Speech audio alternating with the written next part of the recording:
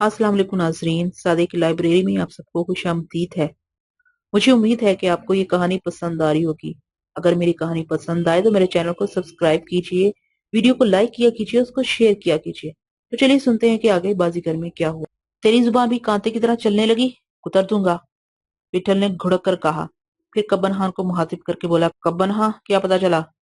उस्ताद विठल, वो साली लखनऊ में नहीं है, कब्बन खान सर खुजाते हुए बोला। बहरहाल उस्ताद जाएगी कहाँ? मैं उसे पताल से भी जिंदा पकड़ कर ले आऊंगा। जरा उसे सांस तो लेने दो, कहीं ना कहीं जाकर तो टिकेगी, लौट फिर के आ जाएगी अपनी औकात पर। लाडले फिक्र मत कर, कसम से कुछ ख्याल ही नहीं रहा। साला सब कुछ ऐसा ताबड़तोड़ हुआ कि उसकी तरफ नजर ही नहीं गई उस्ताद। बड़ी शर्मिंदगी है। नहीं कब्बन, तूने बड़ा काम किया, विठल उसे सीने से लगाते हुए बोला।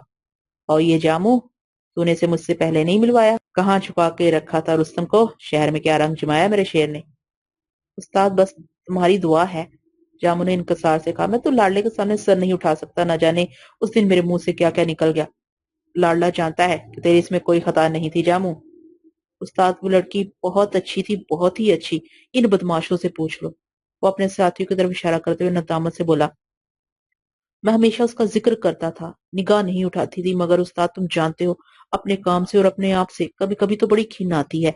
ये आंखें सब कुछ देखती हैं और ये हाथ साले कुछ कर नहीं पाते। रहने दे जामू, कोई और बात कर, विठल मेरी आंखों में लरसते हुए आंसू देखकर बोला।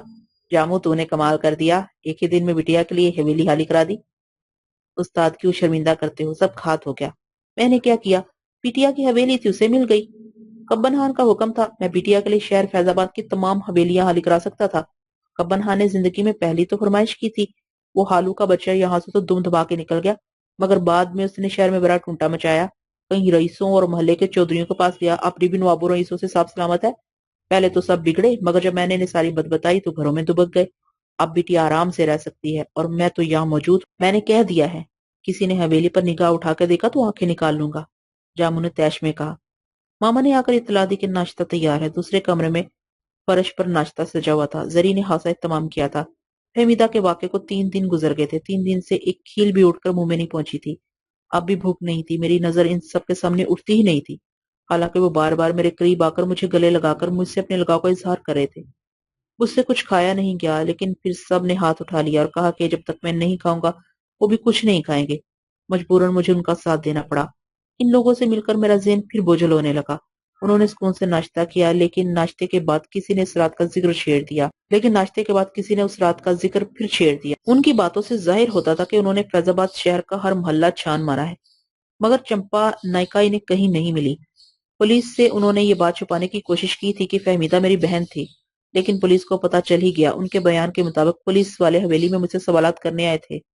जामुनू ने मेरी बीमारी का उजर करके टाल दिया। चंपा नायका के गायब हो जाने से पुलिस की तवज्जो उसकी तरफ मबजूल हो गई थी। फिर भी जामू के ख्याल में इन्हें एक बार जरूर मेरे पास आना था। जिस वक्त हम चंपा के कोठे पर पहुंचे थे तो वहां और भी लोग मौजूद थे और नीलम जान गा रही थी। हमारी आमद से नीलम जान के गाय में मुदाखलत हुई। उसने गाना बंद कर दिया और फिर उससे अचानक नामालूम क्या हुआ कि वो झरोके से कूद पड़ी। सबसे पहला आदमी मैं था जो चीखता हुआ नीचे उतरा। सब ने फहमीदा को मेरी गोद में तड़पते हुए देखा था। मैं तो अब सड़क पर भी नहीं निकल सकता था। जामू ने नीलम जान को 3 साल कबल शहर के बाजार में पहली बार देखा था और वो अक्सर उसी के कोठे पर गाना सुनने जाता था। नीलम जान कभी बाजार में नहीं निकलती थी, बस अपने बाला खाने पर शाम को महफिल सजाती थी, दर्द भरे नगमे गाती थी। वो नाचती भी होगी, फहमीदा नाचती होगी, जिन्नो परी बेगम और शिपारा की तरह नाचती होगी। जामू कहता था वो बहुत दुखी नजर आती थी और अपनी बस्ती की दूसरी तवाइफों से कम ही मिलती जुलती थी। वो सब उसे जलती थी और वो उसके मुतालिक अजीब अजीब कहानियां बयान करती थी। जामू ने बताया कि उसने एक एक तवाइफ के घर जाके नीलम जान के बारे में मालूमात हासिल करने की कोशिश की थी। कोई कुछ कहता था, कोई कुछ। खुद नीलम जान ने अपने बारे में किसी को कुछ नहीं बताया था। वहां सबको ये बात मालूम थी कि नीलम जान किसी शरीफ खानदान की लड़की है और मजबूरन तवाइफ बना दी गई है। इस बाजार में आने के बाद उसके सामने कोई दूसरा रास्ता भी नहीं था, इसलिए वो नाचती और गाती रही। चंपा के सजिंदे कहते थे कि उन्होंने पहली बार नीलम जान को उसका देखा था जब चंपा फैजाबाद में उसे साथ लाई थी। उसके साथ जो मर्द था वो वापस चला गया था। चंपा अपने साथ 2 लड़कियों को लेकर 5 साल पहले फैजाबाद से गई थी। जब वापस आई तो उसके साथ नीलम जान थी और यहाँ से जाने वाली दोनों लड़कियों को वो कहीं और छोड़ आई थी। चंपा का कोठा उसकी अदम मौजूदगी में एक दूसरी तवाइफ रानी चलाती थी। चंपा के आने के बाद रानी शायद बरेली चली गई और चंपा ने नीलम जान की महफिल सजानी शुरू कर दी। वो नहायत एहतियात से बिठल को नीलम जान के बारे में बता रहे थे। मैंने अपने आप पर बड़ा जब्त किया, अगर मैं ये जब्त ना करता तो मुझे कभी इन वाकयात का इल्म ना होता। मैं भी नीलम जान के बारे में जानना चाहता था। शायद उनकी गुफ्तगू में कोई ऐसी बात आ जाए जिससे नीलम जान के घर वालों का हाल मालूम हो सके, मगर कुछ मालूम नहीं हो सका। बस इतना मालूम हुआ कि नीलम जान को चंपा ने खरीदा था। किससे और कहां से खरीदा था ये कोई नहीं जानता था। ये तो चंपा ही बता सकती थी, या चंपा की कोई राजदार। नीलम जान का ये हाल हुआ तो उसके बाकी घर वालों का क्या हुआ होगा? वो बदनसीब कहाँ होंगे? मैं सब जानता था। मैंने नस्तरन को देखा था, जरी को देखा था, मैंने चांद मियाँ को देखा था, जिनके घर से भाई भाग जाते हैं, जिनके बाप मर जाते हैं, उन लड़कियों का यही होता है। वो सब नीलम जान का तस्करा कर रहे थे, उसकी सिफात, आदात अतवार, शाइस्तगी और शराफत बयान करके मुझे खुश कर रहे थे। ये बावर करा रहे थे कि उन्होंने चंपा को तलाश करने में कोई कसर नहीं छोड़ी है। विठल किस किस की जुबान बंद करता। मेरी सूरत देखकर हर एक को नीलम जान का चेहरा याद आ जाता था। एक की जुबान रुकती तो दूसरे की चलने लगती थी। वो कहते थे कि एक दिन नीलम जान गाने के दरमियान अचानक फूट फूट कर रोने लगी। फिर 3 दिन तक चंपा का बालाखाना वीरान रहा और लोग गली में भटकते रहे। विठल ने मुझे वापस अंदर भेजना चाहा, लेकिन मैंने इसका हुक्म नहीं माना। मैं उनकी हमदर्दियां सहता और उनकी दिलजोइयां बर्दाश्त करता रहा, फर्श देखता रहा। विठल ने मुझसे चाकू भी छीन लिया था। आखिर विठल कब्रहान और जामू से ही मुतालबा करता हुआ उठ गया कि वो 1 हफ्ते के अंदर अंदर चंपा को कहीं ना कहीं से बरामद करके मेरे पैरों पर डाल दे। विठल के उठते ही वो सब मुंतशिर हो गए। जामू के 2-3 साथियों, फिद्दे, शूली और साटे के सिवा सब वहां से चले गए। विठल मुझे अंदर ले आया, जहां सुर्ख आंखों और जर्द चेहरे के साथ जरी बेताबी से हमारा इंतजार कर रही थी। वो हमें हवेली के दलान में ले गई, जिसके आगे एक बड़ा सेन मौजूद था। सेन में खुशक पत्ते खड़खड़ा रहे थे और धूप मुंडेरों पर फैल गई थी। विठल दलान में रखी हुई कुर्सी पर बैठ के पेचवान के कश लगाने लगा। फिर हुक्के की नया उसके मुंह से टिक के रह गई। वो भी कुछ सोच रहा था और मैं भी। जरी हम दोनों को देख रही थी। बिटिया, बिटिया, एक साथ के बाद कहीं विठल की गंभीर आवाज ने माहौल का सकूत तोड़ा। इस बड़ी हवेली में तेरा जी कैसे लगेगा? जरी दूर बैठी हुई थी। विठल की आवाज पर वो चौंक पड़ी और दबे दबे कदमों से उसके पास गई। थम के साथ सर टिकाकर उसने झिझकते झिझकते जवाब दिया, बाबा, मैं इस घर में पैदा हुई थी। वो तो ठीक है, विठल ने उलझते हुए कहा, पर मैं सोचता हूँ वो अकेली यहाँ कैसे रहेगी? गांव और शहर की जायदाद की आमदनी की देखभाल, किसान, अनाज, नौकर चाकर, इन सबको तो अकेली कैसे देखेगी? और फिर ये सब जंजाल ना भी हो तब भी इस महल में तो तेरा बहुत जी घबराएगा। बाबा, इसके सिवा कोई चारा भी तो नहीं है। जरी आहिस्तगी से बोली, यहाँ की देखभाल मैं नहीं करूंगी तो और कौन करेगा? तो कैसे कर सकती है पगली, ये तो बड़ा काम है। जहां तक बन सका करूंगी, वो उदासी से बोली। फिर कुछ तजबजब के बाद कहने लगी, बाबा एक बात कहूँ? कह बिटिया कह, विठल ने तजस्सुस से कहा। बाबा, मेरा जी ये चाहता है कि सब आप संभाल लें और मैं बस आपकी खिदमत करती रहूं। अब आप यहीं रहिए, मैं आपके लिए अच्छे अच्छे खाने पकाऊंगी, आपका हुक्का ताजा करूंगी। देखिए, मेरी बात का बुरा मत मानिएगा, मुझे कुछ और नहीं चाहिए, ये सब चीजें मेरे लिए बेकार हैं। आप यहाँ रहेंगे तो इससे बढ़कर मेरे लिए कोई और खुशी नहीं होगी। विठल उछल के खड़ा हो गया। उसने अपने करीब खड़ी हुई जरी का दुपट्टा सरकाया। उसका चेहरा फटी फटी आंखों से घूरता रहा। विठल के हाथ कांप रहे थे। उसने जरी की पेशानी चूम ली, उसे अपने बाजू में समेट लिया। जरी पर लरसा सा तारी हो गया, मगर विठल फौरन पीछे हट गया और तेजी से सर हिलाते हुए बोला, ना ना ना बिटिया ना, ये तो क्या कह रही है? कोई बेटियों के धन पर भी बैठता है? ऐसी बात फिर मत करना, इतना बुरा मत समझो बिटिया।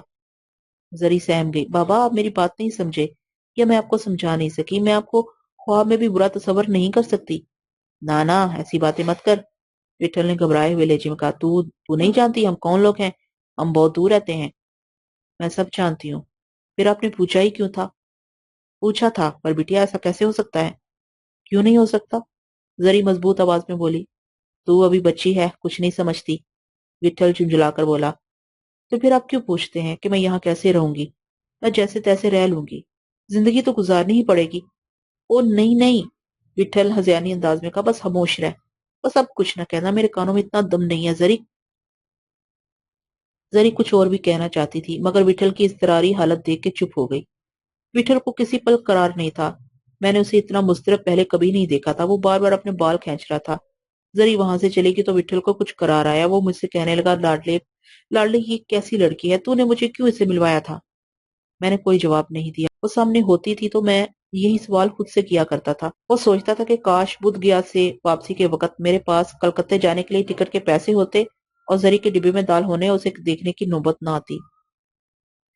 میں नस्तरन और चांद मियां को किसी न किसी तरह यकीनन ढूंढ लेता और कोरा की तलाश में ये रखना पैदा ना होता, लेकिन जब ऐसा ख्याल आता तो मुझे घबराहट होने लगती।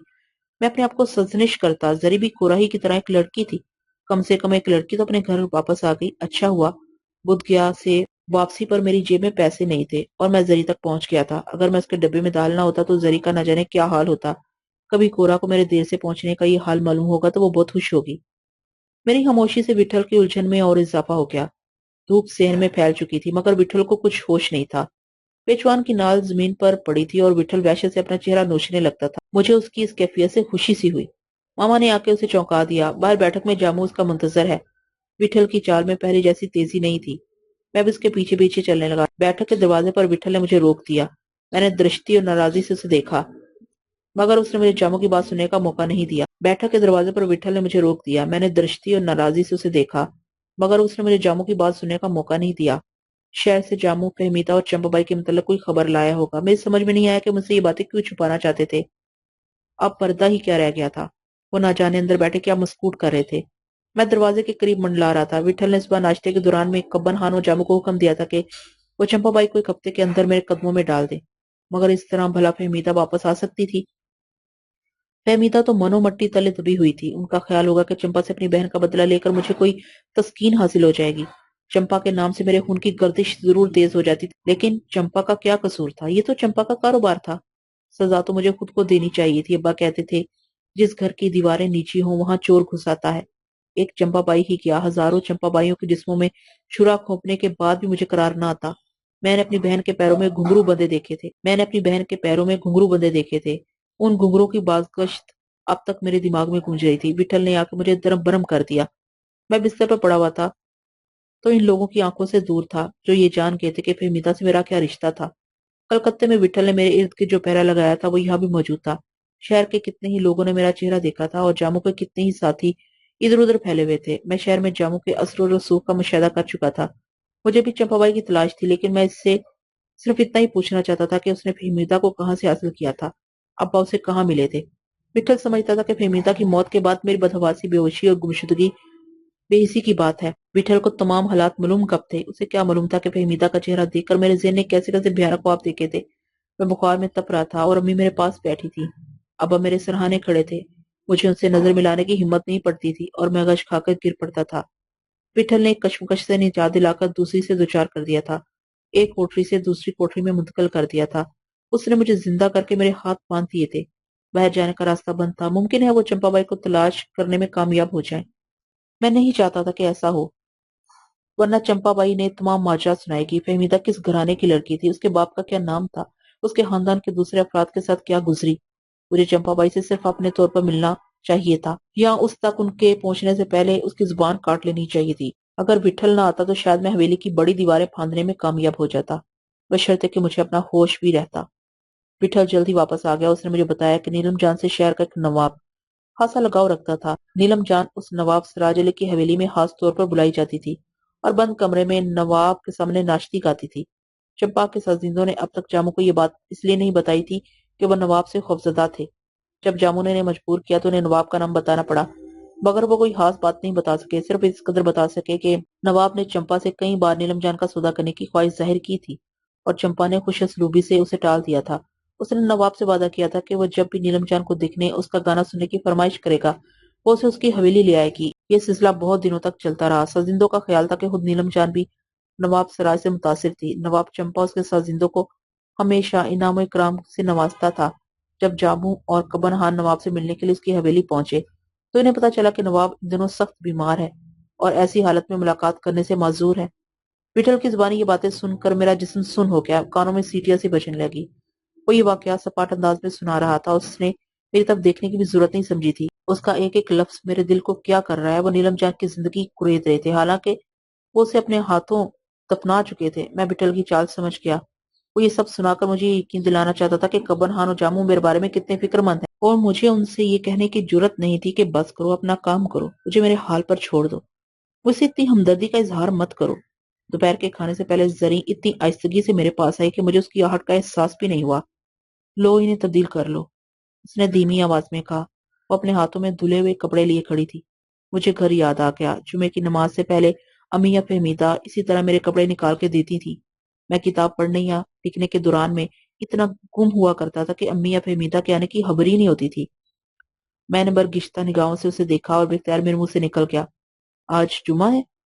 نہیں، وہ اداسی سے بولی، آج پیر ہے۔ میں نے بوکھلا کر اس کے ہاتھوں سے کپڑے چھین لیے۔ پانی گرم ہو گیا ہے، مگر نہانے میں کوئی حرج تو نہ ہوگا؟